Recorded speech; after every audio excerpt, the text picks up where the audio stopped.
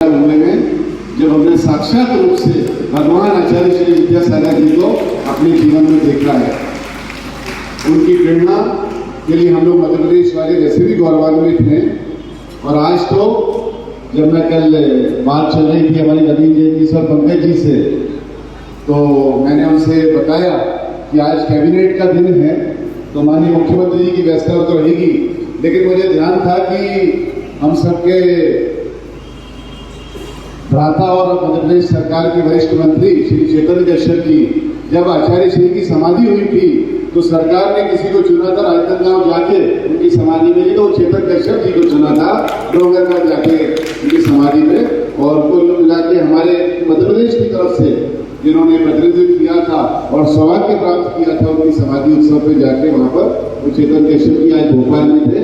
उनसे मैंने छोटा सा आग्रह किया और उन्होंने जल्दी से इस बात की हामी भर दी कि हाँ, यदि आचार्य श्री विद्यासागर जी का मामला है तो मैं जरूर जाऊंगा और समाज के लोगों के बीच में अपनी उपस्थिति दर्ज कराऊंगा। वैसे भी उनका हमेशा स्नेह हम सब समाज जनों को पूरे मध्य प्रदेश में, बल्कि मध्य प्रदेश ही नहीं बल्कि देश के अलग अलग हिस्सों में हम सबको लगातार मिलता रहता है। और हम लोग भी पूरी तन्मयता के साथ जिस कारण से हम अपनी पार्टी में काम कर पाते हैं, बड़े बड़े पद हासिल कर पाते हैं, उसके पीछे भी कारण है तो हमारे जैन समाज के लिए संस्कार और विचार है, जिसके कारण से भारतीय जनता पार्टी ने हमको ये स्थान दिया है।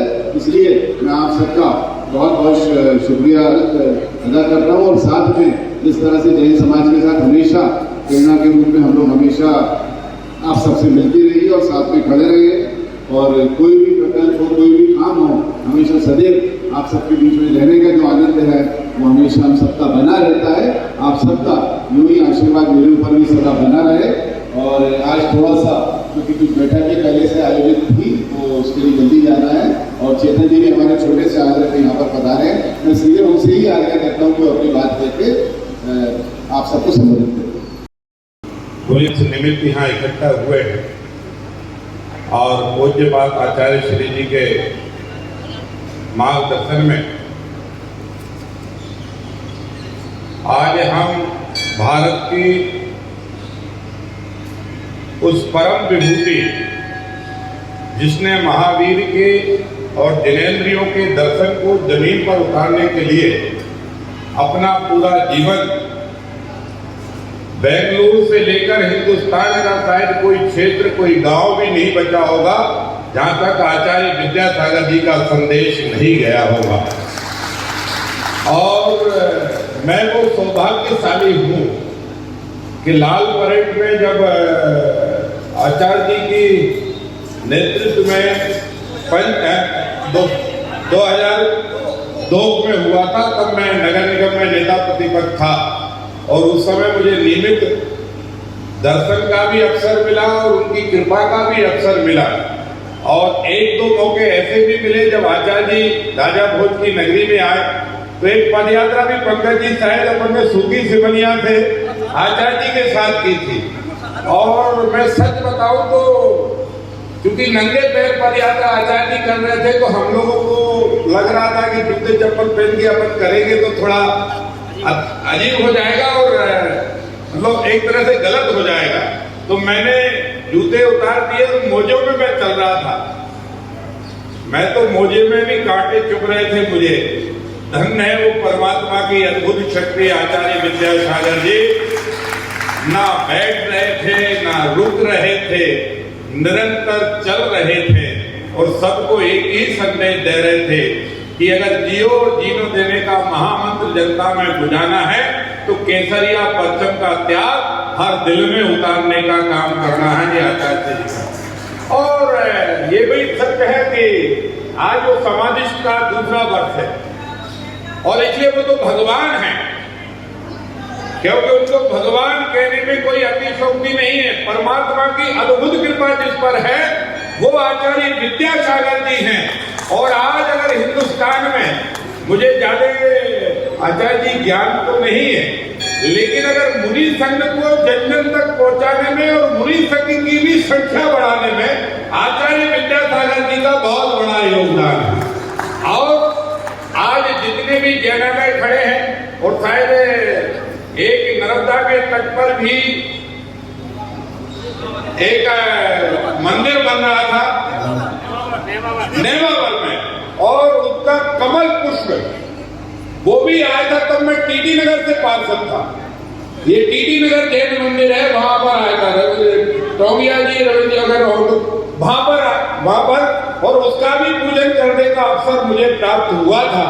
हमने कहा कि बस यही भावना है जो चाहते हैं कि जन कल्याण हो, जीव जंतुओं से लेकर मानवता की रक्षा हो, गौ माता की रक्षा हो, बेटियों की रक्षा हो, धर्म की रक्षा हो, और कुल मिलाकर मेरा हिंदुस्तान दुनिया में नंबर 1 तब बनेगा जब जिनेंद्रियों पर सबका विजय होगा और सब महावीर के आचरण पर लेकर चलेंगे, तब मेरा आगे। और इसी संकल्प को हमारे राजनेताओं ने भी स्वीकार किया, लेकिन इस संकल्प के पीछे ये भावना नहीं है कि हथियार पटक दो। महावीर तो तब होते हैं जब युद्ध को भी जीत सकते हैं, और युद्ध लड़ने वाले योद्धा को भी जीत कर शरणागत कर देते हैं, तब महावीर बनते हैं। और महावीर जी ने वो कर दिखाया है। और इसलिए परंपरा को इस समय आचार्य विद्यासागर जी महाराज ने जन जन में उतारा है। मैं आज उनके चरणों में नमन करता हूं, और वो तो स्वयं में भगवान है, महावीर के अभिन्न हैं। परमात्मा की मित्रता भी उनको ही प्राप्त होती है जिनको परमात्मा का स्नेह प्राप्त होता है। और इसलिए आप सब और हम सब उनसे हाथ जोड़कर एक ही प्रार्थना कर सकते हैं कि वो हम सब पर कृपा करें। हाँ, और विराट सागर जी देवी जो है हमारे जो मुनीष संघ को जन जन तक पहुंचाने का, जैसा अभी पंकज जी अध्यक्ष जी ने बताया है, मैंने तो आचार्य जी से पहले ही क्षमा मांगी, और नहीं भी मांगी तो आचार्य जी कान पकड़ो, 2 थप्पड़ मारो, हमने रुका है। क्योंकि संतों की वाणी और संतों का सत्संग और संतों की डांट जिंदगी में जिन जिन को मिल जाएगी, उनसे ऊंचाई कोई नहीं छीन पाएगा। उनसे इसलिए कभी भी भूल भी हो तो ऐसी जगह हो जहां सुधारा जा सके। भूल हो और सुधारी ना जाए तो वो मार्ग बन जाता है, और जब वो मार्ग बन जाता है तो एक दिन ऐसा कष्टों का पहाड़ खड़ा करता है कि वहां सुधार नहीं हो सकता। इसलिए मैं तो पहले ही बोलने से पहले आचार्य जी से क्षमा मांग चुका हूं। और बस मैं आए तो बहुत पहले था, पर मैं हमारे अध्यक्ष जी ने और आगा साहब ने पहले स्थान हमको एमपी नगर का लिखा था, तो हम एमपी नगर के मंदिर में गाड़ी खड़ी करके राउंड मारते, हमने कहा यहाँ तो कुछ है नहीं, मंदिर का निर्माण दिख रहा, हो सकता है आचार्य जी ने कहा पहले इसको देखकर जाओ, फिर बाद में मेरे में आना। तो फिर मैंने फोन लगाया तो मैं आया, मुझे एक आवश्यक कार्य से जाना है, पर आचार्य जी ने आज्ञा भी दी है, और मैं पूरे जितने भी बैठे सभी से क्षमा चाहता हूँ कि मैंने अनुष्ठान में बीच में बिगड़ खड़ा किया, उसके लिए आप सब मुझे क्षमा करेंगे। और मेरी तरफ से भी एक प्रार्थना महावीर के चरणों में, आचार्य विद्यासागर जी के चरणों में जरूर करेंगे कि जो भूल हुई है उससे वो हमें क्षमा करें।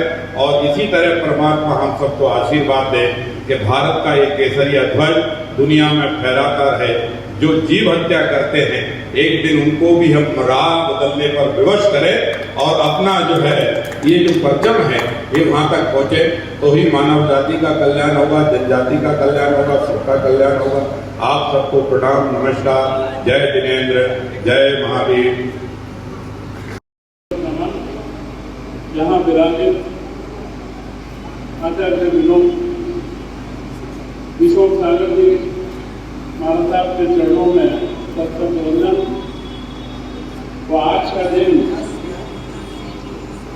आचार्य प्रवर विद्यासागर जी महाराज का द्वितीय समाधि दिवस है, और यह दिवस आप और हम लोग जिस भाव से मनाते रहे हैं, जिस भाव से उनके प्रति दूसरा दिवस है, हमारे मन को उनके प्रति श्रद्धा भाव है। आज का यह प्रयोजन मेरा शाम में था, और तो हमारे पार्टी के महामंत्री राहुल गांधी जी और आपके अपने हैं, आपके बीच में ही उन्होंने पूरा सामाजिक जीवन व राजनीतिक जीवन का प्रारंभ करा है। उन्होंने मुझे आग्रह करा, उन्होंने कहा कि आचार्य जी के चरणों में अगर हम कोई सर्विस कर सकते हैं तो यह अवसर बड़ा अच्छा है।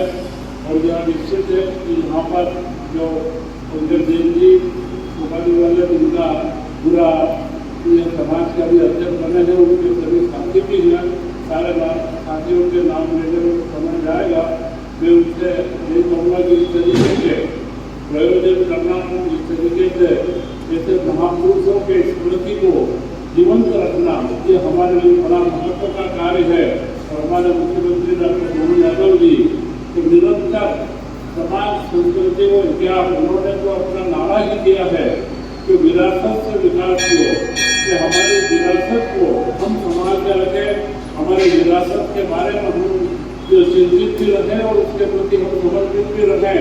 और आज मुख्यमंत्री जी डॉक्टर मोहन यादव जी कल दोस्तों की वहाँ प्रभात सागर में महाराजा के पास होकर के आए हैं। और जब भी मौका लगता है, चाहे सितंबर हो, दिसंबर हो, सभी संतों के पास में उनका प्रारंभ काल से ही समर्पण भाव रहा है, क्योंकि वे इतिहास और संस्कृति के प्रेमी है। और निश्चित आज हम इस अवसर पर मेरा सौभाग्य भी है कि भाई राहुल कोठारी ने कहा कि हमारे मुख्यमंत्री डॉक्टर मोहन यादव जी ने जब आचार्य जी का समाधि हुआ था, उस समय मुझे तत्काल निर्देशित किया कि तुम्हें डूंगरगढ़ जाना है। मैं यहाँ से जबलपुर से हेलीकॉप्टर लेकर के डूंगरगढ़ पहुँचा। आचार्य जी के अंतिम दर्शन का लाभ मुझे मेरे जीवन में मिला। मैं अपने आप को मानता हूँ कि ऐसी विभूतियाँ, क्योंकि मुझे आचार्य जी के दर्शन का लाभ कई बार हमारे पूर्व मुख्यमंत्री सुंदरलाल जी पटवार जी के साथ में भी कई बार उनके दर्शन का लाभ मिला, क्योंकि वे उनके परम भक्त थे। और हमेशा से जहाँ पर भी बिहार में होते थे, उनके प्रति उनका समर्पण भाव रहता था। और मैंने देखा कि बिल्कुल कम शब्दों में और राजनेताओं के पास में सामान्य रूप से जब भी हम देखते हैं, कई बार सामान्य समाज की बातें, राजनीति की बातें कई बार हो जाती है, परंतु मैंने आचार्य श्री के मुख से सिर्फ अहिंसा, गोहत्या, वो इसके अलावा समाज के अंदर चारित्रिक विकास कैसे हो, इसके अलावा उनके मुख से मैंने कभी कोई शब्द नहीं सुना। जैसे एक चारित्रवान हमारे व्यक्तित्व हमारे बीच में से हुए, जो अभी एक शब्द इसके मुख से सहज भाव से राहुल से निकला कि भगवान विद्यासागर जी, भगवान का मतलब यही है भाग्यवान कि जो अपने आप को सफा करके एक सिद्ध स्थिति में पहुँचते हैं। जैसे अभी वर्तमान काल में हमारे बीच में जो आचार्य हुए हैं, उनके अंदर से विद्यासागर जी महाराज साहब का सबसे उच्च स्थान है, जो उनके चरणों में सतत नमन करता हूँ, श्रद्धा सुमन अर्पण करता हूँ। और जैन समाज इसी तरीके से संगठित रहे, क्योंकि अभी एक बात आई थी कि हम संख्या में नहीं है, परंतु हम संस्कारों में हैं।